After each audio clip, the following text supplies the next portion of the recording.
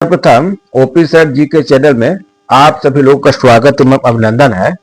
आज हम 18 नवंबर से 24 नवंबर 2024 के मध्य समाचार संग्रह से महत्वपूर्ण प्रश्नों का समावेश किया गया है जो विभिन्न प्रतियोगी परीक्षा में पूछे जा सकते हैं। जो छात्र नए हैं वे छात्र सब्सक्राइब कर लें जिससे कि आप लोगों को आसानी से वीडियो उपलब्ध हो सके।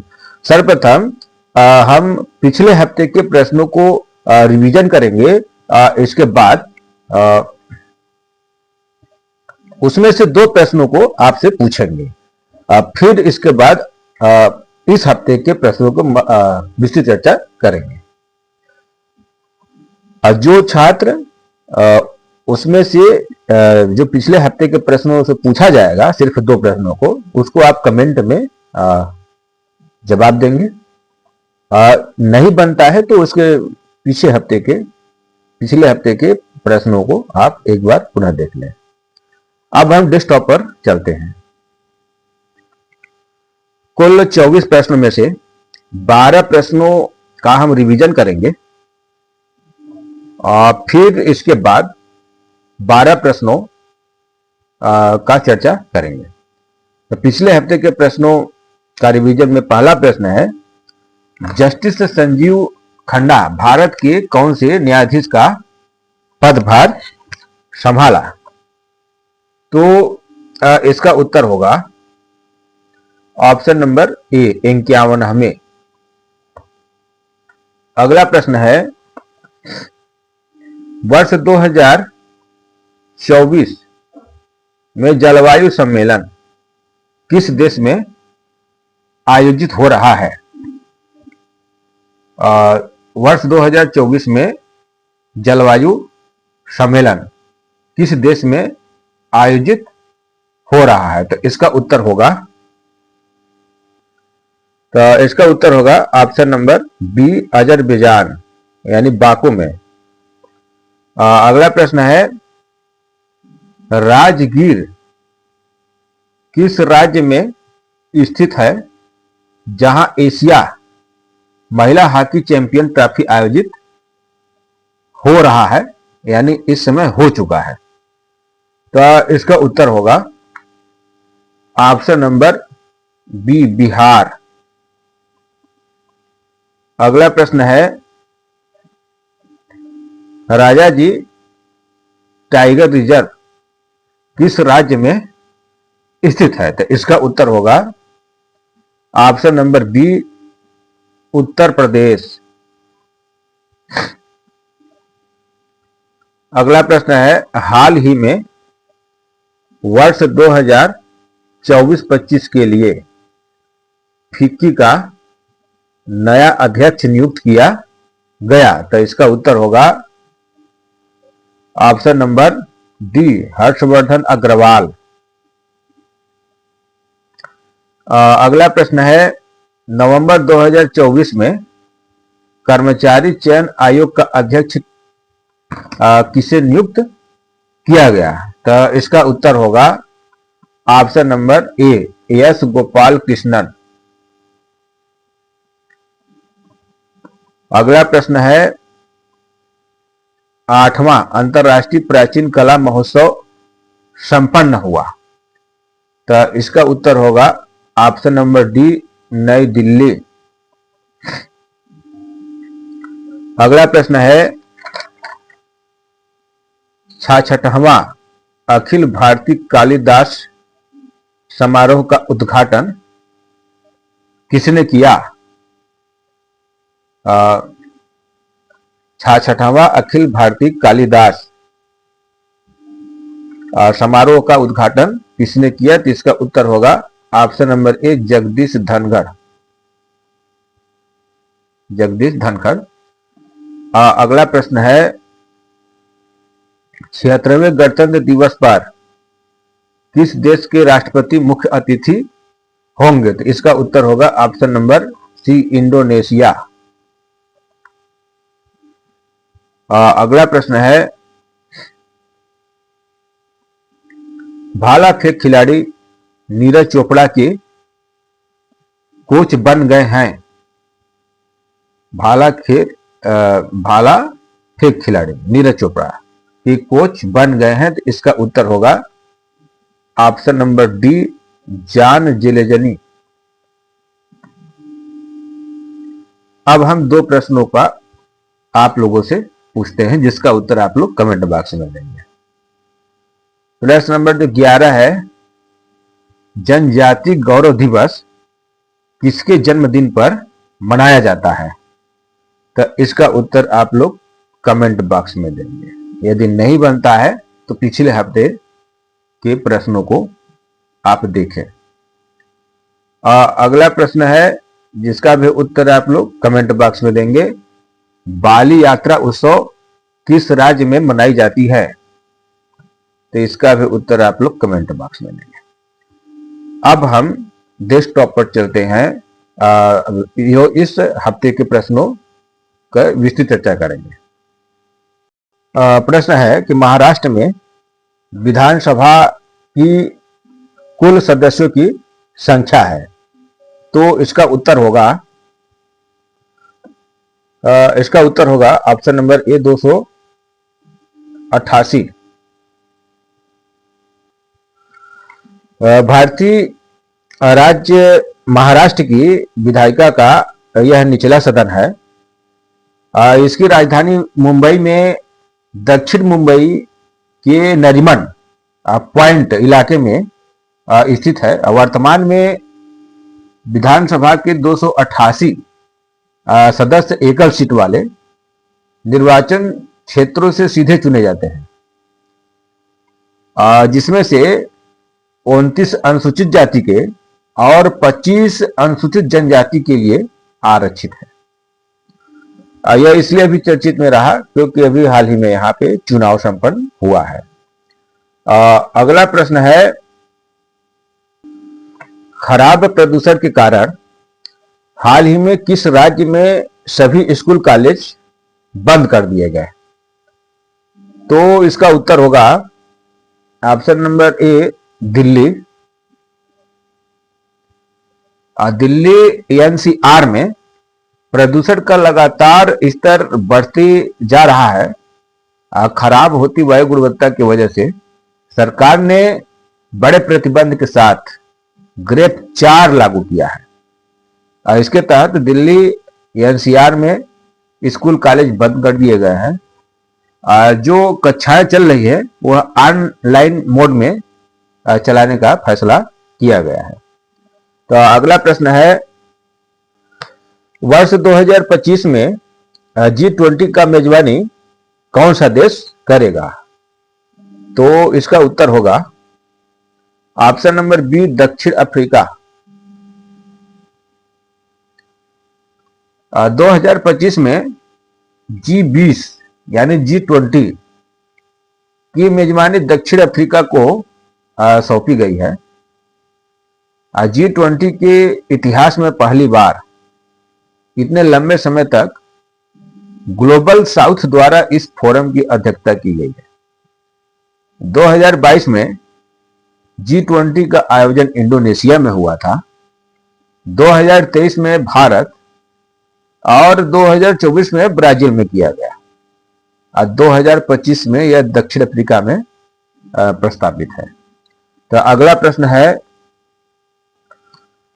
बिग 3 के बादशाह राफेल नडाल यानी लाल बजरी ने हाल ही में टेनिस खेल से संन्यास लिया है। ये किस देश के हैं? तो इसका उत्तर होगा option number C, Switzerland. Switzerland के 43 साल यानी 43 साल के ये फेडरर उस वक्त शीर्ष रैंकिंग के खिलाड़ी थे जब नडाल ने अंतर्राष्ट्रीय टेनिस में प्रभुत्व बनाना शुरू किया था। नडाल ने 2006 फ्रेंच ओपन के फाइनल में फेडरर को हराकर ग्रैंड स्लैम फाइनल में उनके जीत के 7-0 के रिकॉर्ड को चुनौती दी थी। तो डेविस कप के अंतिम 8 मुकाबले के शुरू होते ही पहले फेडरर ने सोशल मीडिया पर लिखा, जब आप टेनिस को अलविदा कहने के लिए तैयार हैं तो भावुक होने से पहले कुछ चीजें साझा करना चाहता हूं। अब फेडरर ने दोनों खिलाड़ियों के बीच 40 मैचों में नडाल की 26वीं जीत थी। उनकी ओर इशारा करते हुए उन्होंने लिखा कि आपने मुझे बहुत हराया, जितना मैं आपको हराने में कामयाब रहा उससे कहीं ज्यादा आपने मुझे उन तरीकों से चुनौती दी जो कोई और नहीं दे सकता था। तो इस तरह से राफेल नाडाल संन्यास की घोषणा कर दी। ये स्विट्जरलैंड के हैं। तो अगला प्रश्न है, महिला एशियाई चैंपियन 2024 हॉकी में भारत किस देश को हराकर तीसरा बार खिताब जीता? तो इसका उत्तर होगा ऑप्शन नंबर डी, चीन। तो गोल्डन गर्ल दीपिका के टूर्नामेंट में 11वें गोल की मदद से भारत ने ओलंपिक रजत पदक विजेता चीन को 1-0 से हराकर महिला एशियाई चैंपियनशिप ट्रॉफी हॉकी का खिताब बरकरार रखा। पिछले साल रांची में और 2016 में सिंगापुर में यह खिताब जीत चुकी भारतीय टीम ने जबरदस्त तालमेल और संयम का परिचय देते हुए चीन को हाशिए पर रखा। अब पहला हाफ गोल रहित रहने के बाद दूसरे हाफ के पहले ही मिनट में भारत को मिले पेनल्टी कॉर्नर पर दीपिका ने गोल करके खचाखच भरे बिहार खेल यूनिवर्सिटी स्टेडियम में मौजूदा दर्शकों में उत्साह का संचार कर दिया। तो इस तरह से दीपिका के द्वारा एक गोल से मदद से भारत चीन को हराकर महिला एशियाई चैंपियनशिप ट्रॉफी 2024 का खिताब जीत लिया। तो अगला प्रश्न है प्रश्न नंबर 6, विश्व बाल दिवस मनाया जाता है, तो इसका उत्तर होगा 20 नवंबर। 20 नवंबर को विश्व बाल दिवस मनाया जाता है। तो विश्व बाल दिवस की शुरुआत साल 1954 में हुई थी। इसी वर्ष संयुक्त राष्ट्र महासभा ने 20 नवंबर को अंतर्राष्ट्रीय बाल दिवस के रूप में मनाने का प्रस्ताव पारित किया था। तभी से हर साल 20 नवंबर को विश्व बाल दिवस के रूप में मनाया जाता है। इसमें और आपसे पर चर्चा करेंगे। ये 14 नवंबर है। यह 14 नवंबर पंडित जवाहरलाल नेहरू, जो भारत के प्रथम प्रधानमंत्री थे, उनके जन्म दिवस के उपलक्ष्य पर भारत में बाल दिवस मनाया जाता है, क्योंकि पंडित जवाहरलाल नेहरू बच्चों से बहुत प्रेम करते थे। जो 15 अक्टूबर है, ये 15 अक्टूबर ऑप्शन नंबर जो सी है, इसमें विश्व विद्यार्थी दिवस मनाया जाता है। यह जो है डॉक्टर एपीजे अब्दुल कलाम के जन्म दिवस पर विश्व विद्यार्थी दिवस मनाया जाता है। जो 16 नवंबर है, तो 16 नवंबर को राष्ट्रीय प्रेस दिवस मनाया जाता है।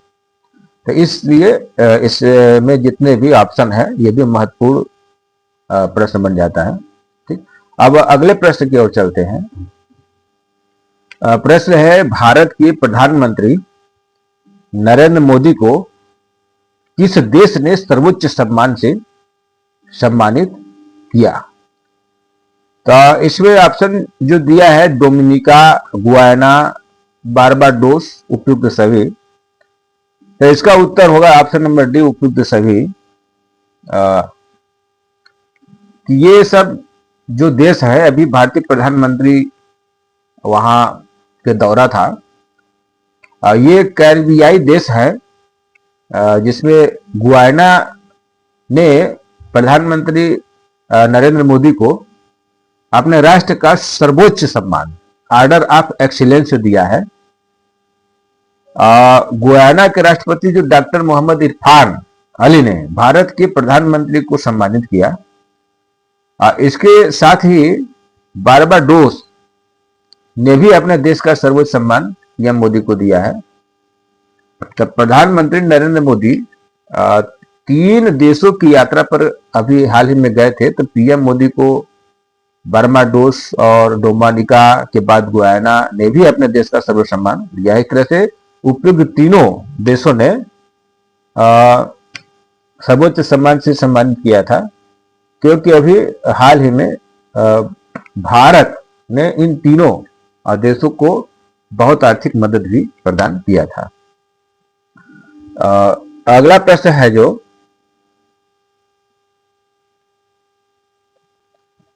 प्रश्न है, खेलो इंडिया यूथ गेम्स और पैरा गेम्स 2025 की मेजबानी कौन सा राज्य करेगा? तो इसका उत्तर होगा option number A, Bihar. Bihar अगले साल अप्रैल में खेलो इंडिया यूथ गेम्स 2025 की मेजबानी भी करेगा। बिहार बुनियादी ढांचे को विकसित करने और खिलाड़ियों को सहायता प्रदान करने की मंत्रालय की योजनाओं का एक अभिन्न अंग है। प्रतिभा को बढ़ावा देने खेलो इंडिया कार्यक्रम का मुख्य उद्देश्य है और बिहार खेल विभाग के विकास कार्यक्रमों का भी बड़ा लाभार्थी है। अभी हाल ही में बिहार के राजगृह में महिला हॉकी एशियन चैंपियनशिप आयोजित हुआ था, जिसमें भारत चीन को हराकर विजयी रहा। अगला प्रश्न है, प्रश्न जो 9 है उसमें 9वां अंतर्राष्ट्रीय गीता महोत्सव किस राज्य में आयोजित होगा? तो इसका उत्तर होगा ऑप्शन नंबर बी, हरियाणा। तो अंतर्राष्ट्रीय गीता महोत्सव का आयोजन 28 नवंबर से 15 दिसंबर 2024 तक हरियाणा के कुरुक्षेत्र में आयोजित किया जाएगा, जिसमें भारतीय विरासत, आध्यात्मिकता और संस्कृति की भव्य झलक पेश की जाएगी। 2016 से इस आयोजन ने वैश्विक स्तर पर विस्तार किया है, जिससे भगवत गीता का संदेश फैलाया गया और हरियाणा की वैश्विक उपस्थिति को बढ़ाने में मदद मिली। तो अगला प्रश्न है, मिस यूनिवर्स 2024 का खिताब जीता? तो इसका उत्तर होगा ऑप्शन नंबर सी, विक्टोरिया किजेर ने अभी ये खिताब जीते हैं। तो 2024 का मिस यूनिवर्स डेनमार्क की विक्टोरिया केरथेलविंग को मिस यूनिवर्स 2024 का ताज पहनाया गया। वह अंतिम दौर में मिस नाइजीरिया और मैक्सिको दोनों को हराकर लंबे समय से चली आ रही सौंदर्य प्रतियोगिता का समाप्त किया गया। तो मिस यूनिवर्स 2024 की टॉप 30 लिस्ट में भारत की रिया सिन्हा ने जगह बनाई थी, लेकिन वो उस क्राउन को अपने नाम नहीं कर पाई। रिया सिन्हा टॉप 12 से ही बाहर हो गई थी। ऐसे में अब मिस यूनिवर्स 2024 के विनर का नाम विक्टोरिया क्वेज का आया। इस प्रतियोगिता में 130 कंटेस्ट ने 125 देशों से हिस्सा लिया था। तो मैक्सिको में आयोजित 73वीं मिस यूनिवर्स प्रतियोगिता के टॉप 5 फाइनलों में मैक्सिको, नाइजीरिया, थाईलैंड, वेनेजुएला और डेनमार्क की कंटेस्टेड फाइनल में पहुंची। इस तरह से भारत की रिया सिन्हा टॉप 12 से बाहर हो गई और डेनमार्क की विक्टोरिया किजेर ने मिस यूनिवर्स 2024 का खिताब जीता। तो अगला प्रश्न है, जो 11वां प्रश्न है उसे 55वां अंतर्राष्ट्रीय फिल्म महोत्सव में जूरी का अध्यक्ष किसे नियुक्त किया गया? तो इसका उत्तर होगा option number A, Ashutosh Gowariker. का प्रसिद्ध फिल्म निर्माता आशुतोष गोवारिकर को इस वर्ष के अंतर्राष्ट्रीय फिल्म महोत्सव के अंतर्राष्ट्रीय जूरी के अध्यक्ष रूप में नियुक्त किया गया है। सूचना और प्रसारण मंत्रालय NFDC और ESG के सहयोग से 55वां अंतर्राष्ट्रीय फिल्म महोत्सव गोवा में 20 से 28 नवंबर 2024 तक यह आयोजन चलेगा। कहानीकारों और सिनेमा प्रेमियों के लिए एक शानदार लाइनअप और विविध कार्यक्रमों का आयोजन किया जाएगा, जो वैश्विक सिनेमा का अविस्मरणीय उत्सव सुनिश्चित करेगा। अगला प्रश्न है, संविधान संग्रहालय का उद्घाटन किया गया? तो इसका उत्तर होगा option number B, Sonipat. Haryana के सोनीपत के ओपी जिंदल ग्लोबल यूनिवर्सिटी में देश के पहले संविधान संग्रहालय का उद्घाटन किया गया है। संविधान संग्रहालय की खूबियों की बात करें तो यहां देश के संविधान निर्माता डॉक्टर भीमराव अम्बेडकर का एआई स्वरूप होगा। इसके अलावा यहां मॉडर्न एआई तकनीकी का इस्तेमाल किया गया है, जिसके जरिए आपको संविधान से जुड़ी तमाम जानकारी हासिल हो सकती है। संग्रहालय में संविधान सभा के 300 सदस्य और उनके योगदानों की पूरी जानकारी भी दी जाएगी। इसके अलावा यहां रखी गई कलाकृतियां भारतीय संविधान के मूल्यों को दर्शाती है और वहीं 75 वर्षों की संवैधानिक यात्रा को यहां इंटरैक्टिव प्रदर्शनियों के जरिए प्रदर्शित किया गया है। इसे अमेरिका में बने संविधान संग्रहालय की तर्ज पर यह डिजाइन किया गया है, जिसमें संविधान में से जुड़ी तमाम बातें कोई भी आसानी से जाना जा सकता है। तो आज का प्रश्न यहीं तक। यदि यह श्रृंखला आपको पसंद आया है तो लाइक, कमेंट, सब्सक्राइब अवश्य करें। धन्यवाद। जय हिंद, जय भारत।